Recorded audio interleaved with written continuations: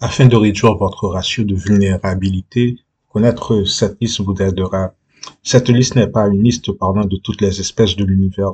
C'est une liste tenant en compte les différentes formes de vie que nous connaissons via l'investigation. Mais c'est simple, car nous allons simplifier le sujet. Nous tenterons également de vous expliquer le mode de fonctionnement de ces formes de vie. Toutes ces formes de vie sont classifiées et correspondent majoritairement à deux autres classifications. D'une part, les êtres vivants possédant des âmes à part entière et d'autre part, les êtres n'ayant qu'une infime empreinte d'âme et qui par conséquent agissent via une piscine, un réseau d'âmes groupales. Le premier truc à savoir est que nous avons en notre présence des esprits. Ces esprits peuvent correspondre à des individus morts en densité 3 et 4, des formes de pensée unifiantes et unifiées de densité 6, et encore des êtres venant des 96% de l'univers, de la source, du vide. Généralement, les mauvais esprits jouant de mauvais tours aux gens sont des êtres désincarnés, des morts donc de densité 3 et 4 résidant au sein donc de la densité 5 qui fait office du monde des morts ou de la purgatoire si vous préférez. En parlant donc des basses régions célestes, c'est de la densité 3 à 5, voire de la densité 3 à 7. Afin de retourner dans le fin fond du sujet, nous créons chaque jour des formes de pensée incohérentes via nos pensées négatives et actions de nature similaire. Par conséquent, ces formes de pensée prenant vie et qui sont des êtres elles-mêmes interactuent et vivent via l'énergie de votre âme, car ces formes de pensée incohérentes que nous créons n'ont qu'une infime empreinte d'âme. Ces formes de pensée sont donc des projections, des hologrammes résultant de dites pensées négatives. C'est en ce sens que nous vous disons qu'afin de simplifier le sujet, nous avons que deux formes de vie et différentes modalités découlant de celles-ci. D'une part, les êtres vivants possédant des âmes à part entière et d'autre part, les êtres n'ayant qu'une infime empreinte d'âme et qui par conséquent agissent via une piscine, un réseau d'âmes groupales. Ceci précisé, nous pouvons commencer à entrer dans les détails en parlant cette fois-ci de la modalité découlant de ces deux formes de vie. Un être vivant peut être vivant et nous nous expliquons et même faire usage de leurs esprits afin de fonctionner au sein de l'univers. Nous nous expliquons, un être vivant peut être vivant mais faire quand même usage de son esprit. Où voulons-nous donc en venir? La densité 5 est reconnue comme celle des morts. De ce fait, la mort ou l'illusion de la mort est un problème et trouble majoritairement pour les êtres de densité correspondant à des densités classifiées et configurées en dessous de la densité des morts. Donc les êtres vivants pouvant être vivants, même si incorrects à cause de la perception de densité 3 et 4, sont des êtres faisant toujours face au concept de la mort, tels ceux de densité 3 et 4, mais pouvant tout de même faire usage de leurs esprits, même si possédant une biologie. Ceci signifie qu'un être de densité 3 est en mesure d'utiliser son âme sans l'aide de sa biologie afin de faire par exemple des voyages astraux et même se faire passer pour des êtres de densité plus grande qu'ils ne le sont réellement. Ceci vaut également pour ceux de densité 4. Et sur ce, il convient de préciser que la majorité, puisque nous ne sommes pas en connaissance de tout, est que la plupart des épisodes de possession démoniaque sont provoqués principalement par des êtres de densité 4 et 5, puisque ce qui leur intéresse est d'avoir accès à des êtres de densité 3, puisque vous et moi sommes en densité 3. De ce fait, un reptile, un gris, un humanoïde peut faire usage que de son esprit depuis la densité 4 afin de posséder une personne vulnérable du point de vue de la conscience et de sa fréquence de vibration et de résonance. Ils ne sont donc pas toujours obligés de se manifester biologiquement afin de communiquer, de rentrer en contact avec nous. Mais n'ayez crainte. La possession ne peut avoir lieu que si votre fréquence est assez faible. Si vous effectuez le travail interne, n'ayez crainte. Le truc de possession démoniaque implique implicitement des individus ayant une âme à part entière. Puisque nous nous trouvons sur le bon fil, continuons sur la même lancée et parlons du sujet de Walk-In, puisqu'avec les précisions et considérations, nous serons en mesure de mieux comprendre ce phénomène. Non pas seulement, mais aussi déterminer ce qui se passe, c'est-à-dire avons-nous affaire à une transaction d'âme à âme ou avons-nous affaire à une transaction d'âme à non-âme. C'est exact. Toutes transactions universelles n'ont que deux formes, des âmes vers les âmes et des âmes vers ceux n'ayant pas d'âme. Et ceci est correct, puisqu'il n'existe pas de transaction de ceux n'ayant pas d'âme vers des êtres n'ayant pas d'âme. Les êtres n'ayant pas d'âme à part entière interactuent avec ceux ayant des âmes afin d'évoluer positivement et ainsi faire croître leur propre âme à part entière dans un prochain cycle. Le sujet donc de Walken ne concerne donc uniquement qu'une transaction d'êtres ayant des âmes vers d'autres êtres ayant des âmes. Le Walken spécifiquement concerne une âme de densité plus grande entrant dans une biologie d'une âme l'ayant occupée, mais de densité inférieure. C'est en ce sens que nous vous disions que certaines personnes sont mortes, mais qu'ils paraissent toujours en vie, car la biologie n'a pas été classifiée comme décédée officiellement, puisqu'une autre âme est venue habiter la dite biologie à l'insu des proches de l'âme l'occupant au préalable, qui se trouve probablement en densité 5. Il semble que le sujet de Walken a pour cause principalement des pré-contrats établis dans le monde astral, même si ce n'est pas toujours le cas. Encore, les êtres positifs comme négatifs font usage du Walken. Dans la vraie vie, vous entendrez une personne dire que son ancien lui est mort et que c'est un nouvel esprit qui l'habite. En ce sens, il existe une différence entre Jésus et le Christ. Jésus étant l'enfant de naissance et le Christ, un esprit christique, étant descendu au sein de l'enfant, pour certains à l'âge de 12 ans, pour d'autres à l'âge de 30 ans avant le début de son ministère. Ce qui semble intéressant est que le personnage historique, appelé incorrectement Jésus, a passé les années de sa vie à préparer la descente de cet esprit en lui et observé à la suite de son baptême, un esprit du ciel est descendu vers lui. Ceci dit, vous devez faire extrêmement attention avec ce sujet de Walken, car je ne sais pas si la possession démoniaque est une forme de Walken, bien que ça l'est, en quelque sorte. Le Walken tel qu'expliqué est une âme de plus grande densité, bien ou mauvais, venant habitant définitivement, dans certains cas, la biologie d'une autre âme ayant habité la dite biologie au préalable. Certaines fois, il existe des switches, des changements où l'âme de densité plus grande décide de se manifester. Une fois de plus, c'est en ce sens que vous pouvez voir une personne que vous connaissiez, mais qui n'est plus vraiment elle. Et vous devez faire attention car la plupart des Walken, si je ne me trompe, sont effectués par des esprits négatifs, d'âmes négatives vers âmes négatives. Aussi, je ne vous suggère pas d'intégrer ce concept en vous, c'est différent. Nous vous informons du sujet afin d'avoir une meilleure compréhension de celui-ci. Et ainsi, via cette connaissance et prise de conscience, vous êtes en mesure de vous protéger car on ne peut dès lors vous prendre par surprise ou vous surprendre depuis un angle mort. Car n'oubliez pas que, par exemple, l'idéologie nazie, dans les plus grands degrés, c'était vraiment le concept de Walken, qui était l'objectif primaire des êtres hyperdimensionnels. Donc, vous devez faire attention. Exact. Si vous avez une meilleure connaissance de ces trucs, vous ne pouvez vous faire prendre via un angle mort, tel une voiture ou par surprise. Les gens souffrant de ces trucs sont les âmes qui se font prendre par surprise car ils ont une connaissance insuffisante des différents êtres de l'univers et de leur mode de fonctionnement au sein de leurs propres paramètres de configuration et de modalité. Si maintenant, vous vous demandez, est-ce un portail organique, un psychopathe, un Walken, une personne possédée, un robot, un zombie, un extraterrestre se faisant passer pour un homme, ne croyez-vous donc pas que votre ratio de vulnérabilité chute de 95% sans aucune exagération? Et sans exagérer une fois de plus, la liste faite ici présente différentes modalités de fonctionnement: portail organique, zombie, Walken, psychopathe, un robot, extraterrestre se faisant passer pour un homme, une personne possédée. Donc voici pour le sujet de Walken. Enfin, parlons des transactions d'êtres ayant une âme vers ceux n'en ayant pas à part entière. Les portails organiques correspondent au point de passage entre les êtres de densité 2 vers ceux de densité 3. Le portail organique fait donc office principalement d'une âme groupale de densité 2, donc de la faune, qui vit son existence-ci dans une biologie humaine. Un portail organique serait donc une âme incarnant pour la première fois dans une biologie humaine, alors que celle-ci interactuait préalablement et toujours via une âme groupale.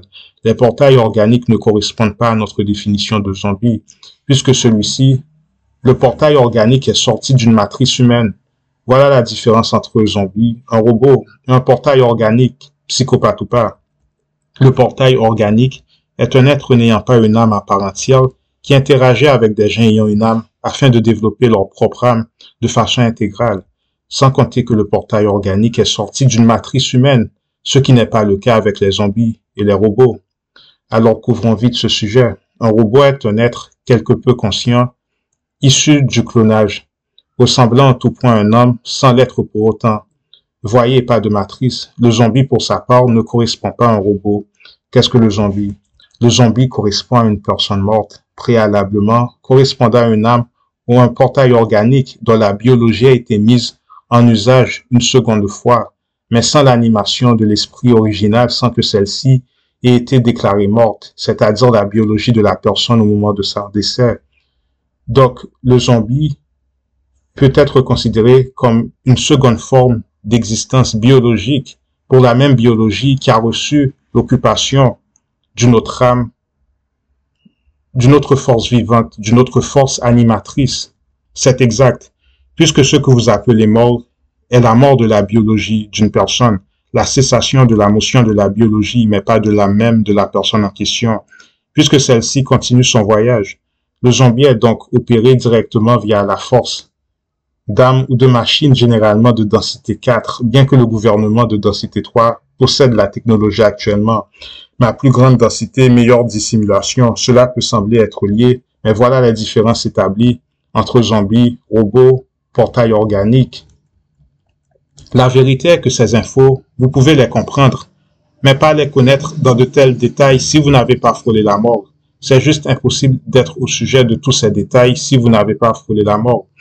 Encore que vous avez vécu dans des bases souterraines ou que vous ayez eu des contacts nuisibles avec des extraterrestres. Et c'est simple, aucune personne qui a vécu sa vie paisiblement connaîtra toutes ces machineries. En parlant de frôler la mort, poursuivant dans cette direction, les gens qui disent revenir de la mort, ce sont dans certains cas des épisodes de walk-in. Il existe une différence entre frôler la mort, avoir un pied entre la vie et la mort, et revenir de la mort. Moi, j'ai dit que j'avais un pied entre la vie et la mort. Je n'ai jamais dit être revenu de la mort. C'est peut-être vrai, mais dans de nombreux cas, nous vous disons que ces personnes sont des walk-in, bien que pas toujours, et que vous devez donc faire attention avec les gens qui disent revenir de la mort. Ceci dit, poursuivant avec les portails organiques, nous venons donc d'établir des différences évidentes entre portails organiques, robots et zombies. La vérité est que la plupart des portails organiques ne sont pas méchants. Ceux étant correspondent à vos psychopathes, à moins qu'ils soient de polarité humaine, ayant une âme. La plupart des portails organiques ne se préoccupent que d'intégrer la société du mieux qu'ils le peuvent. Les portails organiques faisant office d'échec sont des psychopathes. Si vous comprenez, nous vous disons que le portail organique est légal dans ce monde car c'est la façon légale d'acquérir une âme. Même s'il vole notre énergie inconsciemment et que les êtres de densité 3 et 4 la récoltent. Donc ce que nous disions, la plupart des gens fous sont des gens ayant une âme, les addicts. Mais ce serait également le cas pour les prisonniers. La plupart des personnes qui vivent dans les prisons sont des personnes ayant des âmes. Par conséquent, les portails organiques sont d'excellents citoyens de par leurs intégrations exemplaires au sein de la société. Ce ne sont donc pas des rebelles, des gens faisant trembler le statu quo. Donc si vous avez une menace de vie et de mort physiquement, c'est généralement un des nôtres, une personne avec une âme qui ait commis cela, ou encore un zombie, un robot ou un extraterrestre. Généralement, l'élément non humain peut être identifié via la vibration de malaise. N'oubliez pas, les amis, nous vivons l'apocalypse. Voici donc les types de formes de vie avec qui vous interagissez en ce moment. C'est exact. L'apocalypse se joue dans une atmosphère calme et paisible, à moins que vous vivez en Europe de l'Est, au Moyen-Orient, et vous avez besoin de vos sens les plus aigus afin de déchiffrer et d'identifier. Extrait. Très bien donc. Nous désirons vous faire part des événements récents. Qu'est-ce qui opère à travers cet individu? Ce qu'il a toujours poussé, sa chimie mécanique. Qu'est-ce qui peut faire qu'une personne de chimie mécanique stimule une telle réponse en autrui n'étant pas de configuration similaire? La résonance corporelle. Donc cela n'a pas à voir avec la nature émotionnelle. C'est le cas en fait. Le centre émotionnel est activé via la chimie, mais ceci de l'autre façon. Les émotions sont donc censées simuler les réactions chimiques et non le contraire, correct. Ai-je donc raison que l'individu en question est un type chimérique, correct, juste qu'il ne possède pas un centre émotionnel? Étrange créature, n'est-ce pas? Qu'est-ce qui fait qu'une personne soit susceptible à ce type de résonance afin que la chimie fatigue totalement ou simule des émotions? Comment se protéger? Combien se trouvent sur Terre actuellement? De nombreux, très souvent les types autoritaires. Très difficile car de telles créatures sont des imitateurs incroyables et hors pair. Combien de gens naissent sans les centres émotionnels? N'est-ce-t-il ainsi? Correct. N'oubliez donc pas que c'est une guerre ayant de nombreuses couches pour les âmes et le futur. Toutes sortes de subterfuges est employé depuis la naissance afin de contrôler votre vie, et ce surtout depuis l'enfance, et les tortures mises en place lors de cette période de votre vie, et ceci afin de vous faire développer des traits dysfonctionnels faisant obstacle et obstruction par rapport à la réussite de vos missions respectives. C'est un grand défi, mais vous le saviez avant d'incarner, et vous vous êtes donc retrouvé fortifié. Un psychopathe, serait-ce l'équivalent de ne pas avoir un centre émotionnel, pratiquement, bien que pas totalement exact, pratiquement, bien que pas totalement exact. Ressent-il des émotions? Ce n'est pas ce que vous appelez de vraies émotions, mais prenez compte que vous non plus n'avez en aucun cas expérimenté la gamme de vecteurs complets de celle-ci. La plupart des vôtres sont issus de la chimie, bien qu'il existe un certain degré de composants émotionnels valables. Vous faites encore et toujours office de la princesse enfermée captive dans la tour et gardée par un dragon. Qu'est-ce donc le dragon? Peur et distorsion de votre centre émotionnel programmé au sein de votre enfance. Vous avez mordu à la pomme et vous êtes tombé sous la transe. Ce moque, cette absence de centre émotionnel, est-ce en partie génétique? Correct. Comment cela se transmet-il? Chaque 2 générations, du père au fils ou bien quoi? De la mère au fils. Si ce fils devient père et qu'il marie une personne en tout point lui étant identique, cela peut également se manifester au sein de la fille. Veuillez suivre. Il nous a révélé la transmission de configuration des traits de portail organique. Ce manque, cette absence de centre émotionnel, est-ce en partie génétique? Correct. Comment cela se transmet-il? Chaque 2 générations, du père au fils, ou bien quoi? De la mère au fils. Si ce fils devient père et qu'il marie une personne en tout point lui étant identique, cela peut également se manifester au sein de la fille. Est-il possible de former un centre émotionnel si celui-ci est absent, négatif? Ne sous-estimez donc pas leur capacité à imiter et donc de générer des résonances corporelles. Il ne cesse de dire le terme créature. C'est effrayant. Les gens sans aucun centre émotionnel sont-ils susceptibles de se faire posséder ou walk-in? Négatif. Aucun spectre fantôme digne de ce nom souhaiterait manger dans un restaurant. On ne sort que de la nourriture faite d'herbe. Pause. Nous vous disions donc que les gens possédés sont des gens ayant une âme. Autre chose que vous pouvez percevoir comme de la possession ne venant pas d'âme ne le sont pas, mais que des robots ou des zombies étant opérés par des forces et des êtres hyperdimensionnels. Il existe une différence. Comprenez-vous les distinctions? Revenons-en aux transcriptions. En d'autres termes, la possession est la qualité d'absorber des émotions. Ce facteur doit être présent. Qu'est-ce qui les anime donc? Leurs essences, leur nature pure. C'est pourquoi il existe une telle résonance corporelle. Pause. Dès que votre corps se met à vibrer, à résonner, trembler face à une personne pour aucune raison précise, celle-ci est soit un portail organique ou ce n'est plus vraiment la personne que vous connaissiez. Reprenons. Ceci dit, de façon étrange, ces créatures sont beaucoup plus connectées aux ingrédients divins que vous. Le centre sexuel est directement relié à la lourde matière endormie qui adore être aimée et être créative. Qu'est-ce donc la résonance corporelle? Est-ce similaire à la résonance limbique? Pratiquement, bien que pas totalement exact. Similaire à une vibration forcée. Lorsqu'une telle créature se trouve à proximité d'une proie faible, blessée, ils peuvent forcer la dite biologie à correspondre à celle de leur propre fréquence. Imaginez un violon sans aucune musique, émanant de l'instrument. Imaginez dès lors une corde tendue, arrachée puissamment, peu importe de quelle façon le violon est configuré. L'instrument produit des distorsions à titre de comparaison au son valable. Apprenez cela un crime d'opportunité. Certaines personnes sont-elles plus susceptibles de dysfonctionnement, de personnalités multiples? Correct. Les portails organiques sont-ils donc moins à même de récupérer? Correct et pratiquement impossible. Sachez aussi que de nombreuses personnes naissent avec de nombreuses divisions au sein de leur composition biologique. Donc l'individu en question est un portail organique. Nous avons hésité à nous prononcer concernant le sujet en question, mais comme vous avez de tels soupçons, nous pouvons le confirmer. De combien d'altères souffre-t-il? Aussi, quelle est la quantité de personnalités dominantes l'habitant? Cette personnalité dominante et beaucoup d'autres temporaires qui naissent et meurent avec fréquence. Ces personnalités sont-elles en connaissance l'une des autres? Certaines sont conscientes de la présence d'autres, mais certaines d'entre elles pensent qu'elles correspondent à la personnalité dominante. Quant à vous, vous en avez rencontré 4. Le dysfonctionnement de la personnalité multiple ou encore le dysfonctionnement d'identité dissociatif peut-il être induit au sein d'une personne ayant une âme ou d'une personne potentiellement l'ayant développée? Correct, mais extrêmement difficile. Ces assassins programmés correspondent-ils tous à des portails organiques? Probable. Vous entendez des histoires à propos d'enfants de familles militaires induits et pris à un âge précoce. Quel type de génétique pensez-vous avoir à faire au sein des familles militaires? Entre extraits d'un autre extrait. Un des sujets dont nous parlions concernait les bases militaires souterraines et l'interférence dans les affaires civiles, l'interface civile en relation avec les affaires militaires. Que pouvez-vous nous révéler de plus concernant ce thème? Nous vous prions de poser des questions spécifiques. Est-ce que les guerres biologiques ont pour but de créer ces situations? La guerre remplit de multiples fonctions. Pouvez-vous nous révéler ces fonctions? Un environnement de plusieurs générations afin de remplacer un certain patrimoine génétique, des facteurs au sein du changement de paradigme à travers la stimulation d'élaboration d'activités, remplacement de personnes clés selon leur fréquence de vibration de prénaissance. La guerre crée un environnement inaperçu de modifications génétiques, d'échanges de grands changements aussi bien physiques que éthériques.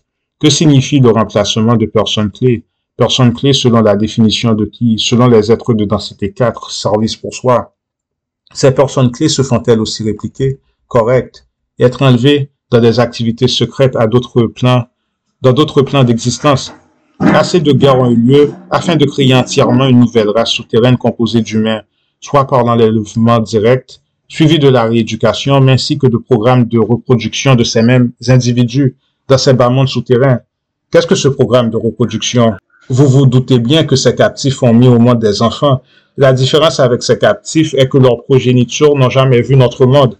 Extrait original. Cela amène une autre question. Vous disiez que les psychopathes font office de portail organique défectif. Correct. Et pourquoi le sont-ils? Car ils sont nés ainsi? Correct. Sont-ils aussi défectifs car quelque chose s'est produit lors de leur enfance? Certaines fois. Ils ont donc été ingénierés, manufacturés ainsi.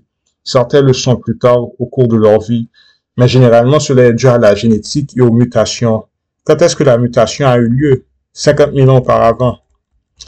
Est-ce vrai que les psychopathes, le ratio augmente à certaines époques de l'annale historique de plus en plus à tel point qu'ils sont en mesure de prendre le contrôle de la planète et créer la destruction au sein de celle-ci? Ainsi, ils s'autodétruisent également. Correct. C'est la fin de cette vidéo. Le seul truc à ajouter est que nous avons en notre présence des expérimentations reptiliennes. Ces expérimentations font référence par exemple au monstre de la bête de Gévaudan en France, Jacques Attalon-Ressort. Ce sont des êtres négatifs qui vivent principalement dans le bas monde astral de densité 4 et que malheureusement des gens peuvent rencontrer lorsque les glitches, les anomalies surviennent et ouvrent des portails au sein de notre matrice, mais que les gens faisant la rencontre se trouvent du mauvais côté de ces glitches. Alors voilà le danger et où vient la folie. Les gens n'étant pas au niveau en termes de fréquence de résonance risquent d'avoir une expérience négative lors des glitches matriciels. Vouloir vivre des trucs magiques, c'est bien, mais faire en sorte que sa fréquence de vibration de résonance est assez haute afin de les expérimenter positivement, c'est encore mieux. Voilà donc une récapitulation de tous les êtres que vous pouvez rencontrer au sein de l'univers et donc des dangers probables sur votre voie. Âme face à âme groupale ou partielle, robots, psychopathes, portail organique, zombies, extraterrestres, monstres d'expérimentation négative, du bombard astral, 3 et parfois 4, tels les golems, etc. Sans compter les êtres du vide, du cas, ceux angéliques, et les uns tous différents des autres en termes de fonctionnement, de configuration même de leurs essences.